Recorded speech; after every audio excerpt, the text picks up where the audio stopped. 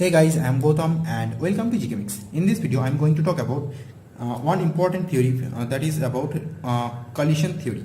So basically, collision theory is the one of the most important reaction rate theory. So it helps to determine the reaction rate or reaction rate constant. Okay. So to study a chemical reaction, so in physical manner, so we need to understand the reaction rate or how does the reaction occur. Okay, so this kind of things. So basically in this collision theory we will discuss about the different assumptions, then the mathematical formulation, and if whether it's there is any modification is needed or not, whatever. So we are going to discuss about all those things. So why I am considering assumptions, because it's a theory, so it's not the any practical like that any experimental basis. So it will have only the assumptions. Okay, based on those assumptions we will develop this whole theory, and from that we will try to explain the chemical reactions rate. Okay, so the basic assumptions are, let's say the first assumption. So the first assumptions so it's a very basic thing that the name is collision theory. So during collision theory, so then there will be of course collision between molecules. Say there is A atoms or A molecules, then B molecules. So these molecules will collide each other during in this collision theory's assumptions. Okay, so the first assumption is quite easy or simplified, that is A and B will collide, and when A and B will collide, they will keep the product C, suppose. Okay, so that is the first assumption that gives the collision, that is the first assumption for the collision theory. So the second assumption, that is very important, that is the modified first assumption. We can say that suppose A and B are colliding, and which gives C. So during collision, A and B, when they are colliding to each other, so during collision A and B will reach to activated complex, will form one activated complex. Okay, so that activated complex we say AB, let's say AB. So after forming this activated complex will give C.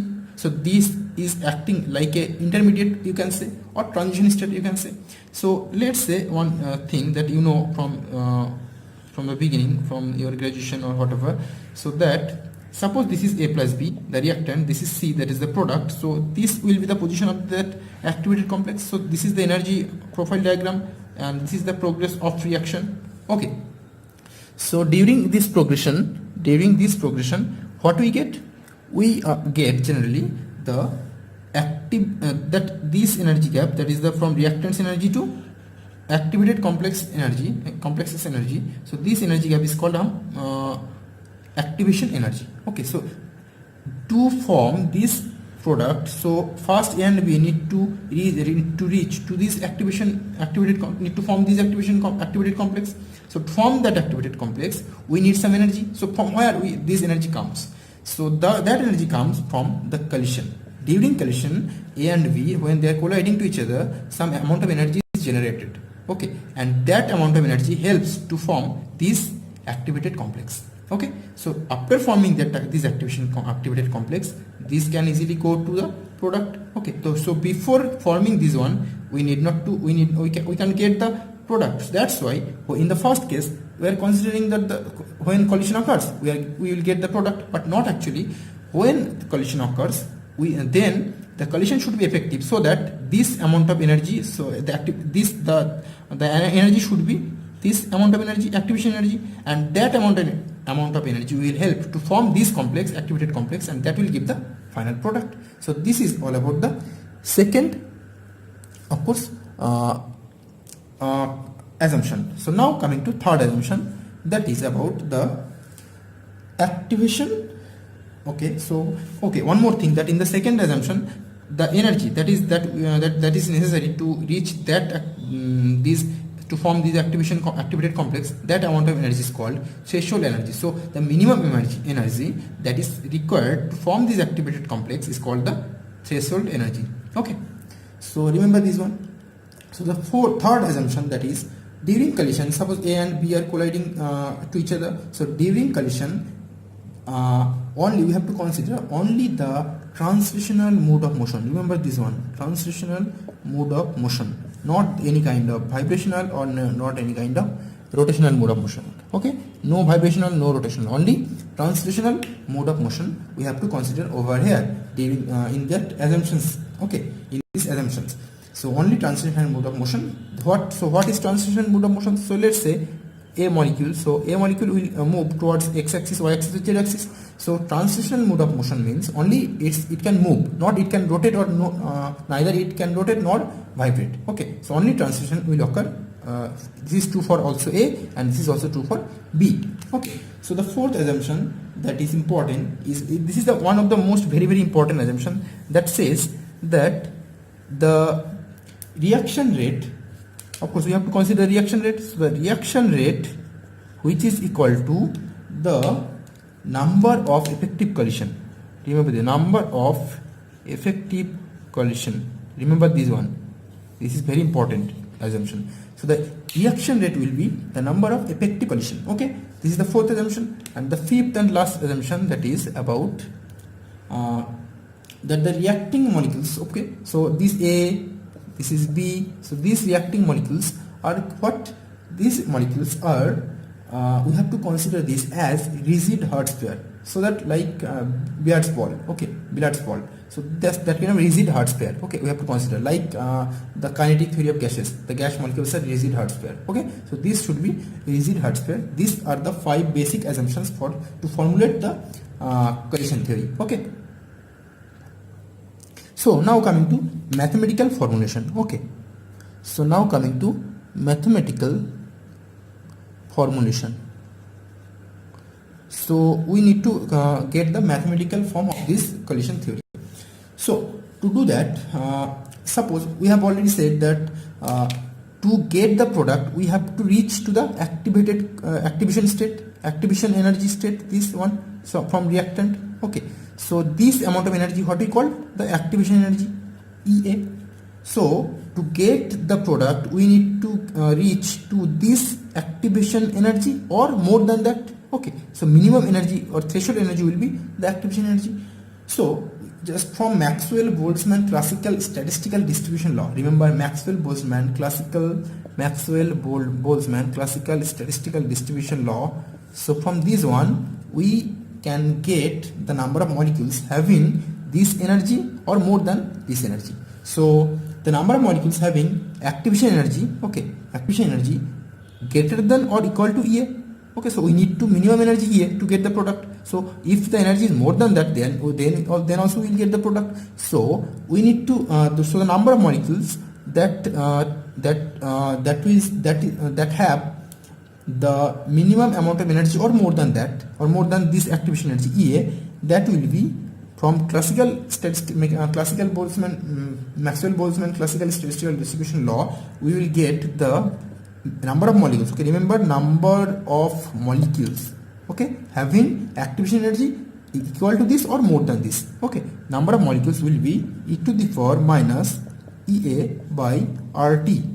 Okay, remember this one, this value, e to the power minus, focus on it, e to the power minus EA by RT. So this is the number of molecules. Okay, so number of molecules, and from the first from the assumptions, from the fourth assumptions, what we get, that rate equals to, remember this one, rate equals to number of effective collision. Okay, so number of effective collision is the rate, so we need to calculate the rate. So this is the number of molecules. So to calculate the number of effective collision, what we need to consider? We need to consider one more term, that is the total number of molecules per cc per second. So sorry, total number of collision per cc per second. So that we are considering Z. So the total number of molecules per cc per second, total number of molecules per cc per second, that is Z. So you know this from the gaseous state. Okay, if you read the gaseous state or gaseous system, then you have already read this one during when you read about the collision theory or mean free path, like over there. Okay, so Z. So I will not discuss more about Z. I will just consider the equation, what we get the Z. Okay, so Z is the number of collisions per cc per second. So number of collisions, this is one Z, number of molecules, this is one Z. So number of effective collision, what will be? What will be the number of effective collision? So the number of effective collision will be like this: Z multiplied by number of number of molecules. So Z is the number of collision, and this one is the number of molecules having energy EA or more than that. Okay, so that is the number of effective collision. So we know number of effective collision is equals to the rate, so that will be the rate. So this is the rate equation for collision theory, okay, without any modification. So we need here actually modification, okay, and that modification is necessary because there is something error. What are the errors? I'm coming into this. So just we need the final equation. So let me clear the board first, then I will discuss about more. So what we get? We just got that rate equals to Z into e to the power minus EA by RT. Okay, this we have got already.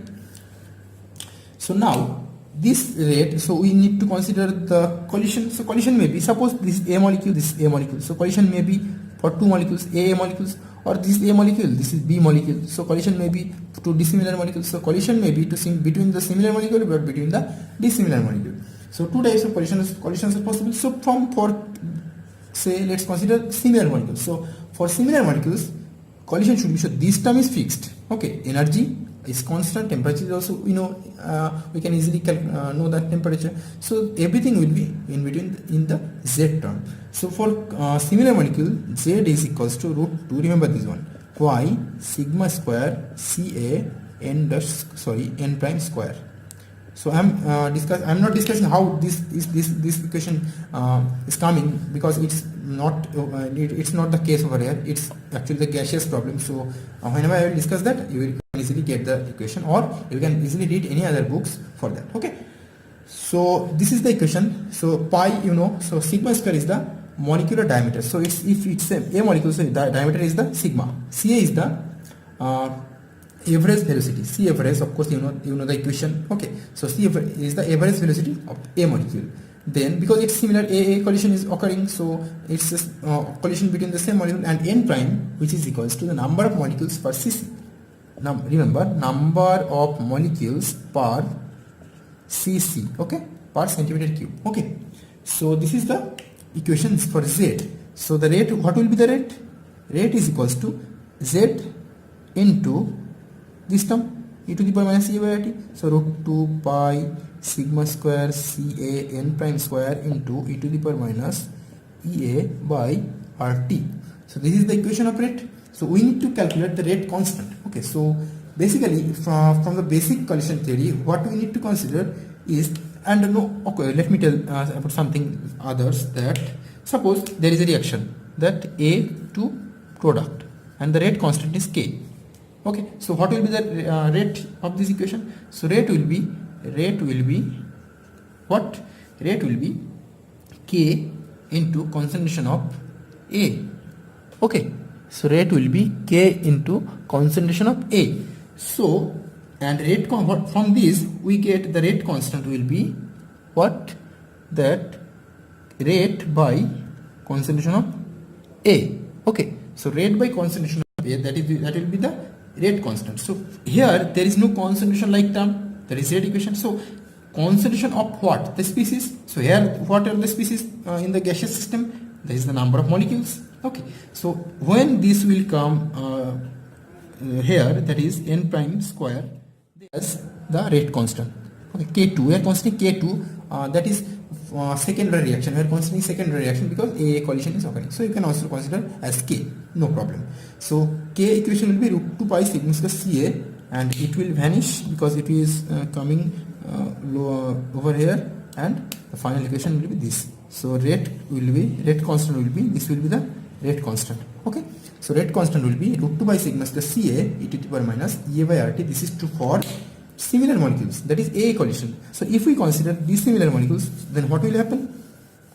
Then okay, now let's come into dissimilar molecule. Okay, so for dissimilar molecule, so now the ZAB. So why it's ZAB? Because it's A and B, two molecules are different. So ZAB equals to, the equation will be sigma A plus sigma B by whole twice square 8 kt pi mu n a prime n b prime. So you know pi, it's sigma is sigma b, sigma is the diameter of a, sigma b diameter of b, so we have to take the internuclear distance, that will be sigma a plus sigma b by 2.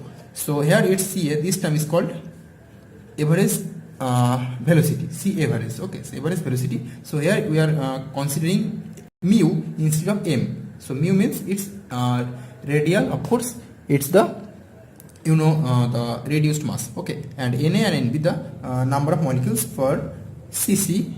For Na it's number of molecules A, or Nb number of molecules B for Cc. Okay, so here it's this. So now if we put this the whole value in this equation, in the rate equation, then what we get? So I am not writing the line again. So rate will be what? This z, this is z, and with this we have to multiply e to the power minus ea by rt. Okay, so this term we have to multiply. So then this term is the concentration term. We have to compare this term with concentration term, then we have to take this over here. So what we get? Rate by na prime nb prime, and then what we get? We will get the final equation like this. Okay, this one mu into e to the power minus ea by rt. Okay, so this is the K2 or the K rate constant, of course K2 because it's 2 molecular, so we are considering its secondary reaction, or whatever, it's the rate constant. Okay, so that doesn't matter. So this is all about this system, and this is actually the unit is Cc, molecule inverse and second inverse. So if we want to convert this as a liter and mole inverse, then we have to multiply with Na, that is about number, by 1000 to make this liter and make this as mole. So if with this if we want to get the K2 in the unit of liter, mole inverse, second inverse, then what we need to do? We just need to multiply with Na by 1000. Okay, then we will get the same. Okay, so that's all about this basic reactions, and now we have to apply the limitations. We have to find the limitations. So what are the limitations? So basically what happens for these, any kind of gaseous reactions, okay, homogeneous bimolecular reactions, it is a bimolecular A and B is colliding, so it is the bimolecular reaction. So bimolecular reaction, always we are considering in the collision theory that bimolecular reaction always keep the rate constant, second order rate constant. Okay, so it doesn't mandatory to get the second order rate constant. Even a bimolecular reaction can be a first order reaction. Okay, so that is also possible. So we cannot say that the second order rate constant will be we will get after when we are considering bimolecular reaction. Okay, so this is one limitation. The second limitation is quite interesting, that the experimental rate what we get is different from the rate what we are getting from collision theory. Okay, so this is a theory, so we need to verify this theory with the experimental results, but what we are seeing that experimental rates are different from the collision theory. Okay, so let's take an example. So suppose 1 ethylene or 1,3-butadiene, okay, this kind of alkene system, when its experimental rate is 10 to the power 4 times larger, or 10 to the 4 times than the predicted from collision theory. So if we get the rate is as 1, then the experimental rate what will be? That will be 10 to the power 4 times. Okay, sorry. So that is the actual rate. Okay. So collision theory gives lower rate, but the actual experiment gives the actual rate, that is higher. Okay, so this kind of thing, these kind of limitations are there in the collision theory. So to make this collision theory successful, we need to modify this. How can we modify this? Okay, to modify this collision theory, we just need to modify some terms or add some terms. Okay, so first, during remembering assumptions, okay, what we did, that the first assumption was that there should be effective collision. Remember this one? So effective collision there should be. Okay, so effective collision is not the actual collision. There will be, of course, some kind of proper oriented effective collision. So effective collision is, suppose there is A and there is B. So it can collide with this position, or it can collide with this position. Okay. So with this position collision will be different, or with this position collision will be different, or with this position collision will be different. So the collision which will give the threshold energy, that should be of course the effective collision. So a molecule goes to transition state, then it will give the product. This is not the correct option always. So we, to get this activated complex, we need to consider the proper orientation will be the difference. Say, let's say one big example, say it's a CO and suppose one molecule. So it can collide with this position, it can collide with this position, or it can collide with this position. Okay, so the collision should be perfect to get the product. So say there the collision is necessary. So this collision will be the effective. This will not be effective. This will be the effective. So proper oriented collision there should be needed. Although the threshold energy is same in all these cases. Okay. So proper orientation is important. And the second important thing is that during collision we already considered only translational mode of motion, but there actually rotational and vibrational mode of motion also necessary. Okay, so we ignored these two things, and that's why we are getting those kind of discrepancy in the result. Okay, so that's why after modifying all these things, what we get? We get one final equation, that is rate equals to Z e to the power minus A by RT into P. Okay, so what is P? P is the here important factor, that is called steric factor. Remember the one, steric factor or probability factor. Why it is called steric or probability factor? Because, or what does it mean? What it does? It actually the steric factor actually the proper oriented collision measures the proper oriented collision. Okay, because there will be a lot of collision, but the proper oriented collision we have to consider. So we have to take the probability factor over here. That's why we are taking P, which we generally call the steric factor. Okay, so the value of this steric factor. Okay, so that cannot be actually calculated from the theory. That we need to calculate from the experiment. Remember this one. So from experiment we need to calculate this probability factor. Then we easily calculate the Z, and we of course know the activation energy or other terms. Okay, then we can easily calculate the rate, and finally the rate constant. Okay, so that is all about the collision theory, and it's very important for NET, GATE and JAM examination. So remember this one, because it's in the syllabus of NET, GATE and JAM in all three examinations. Okay, so thanks for watching.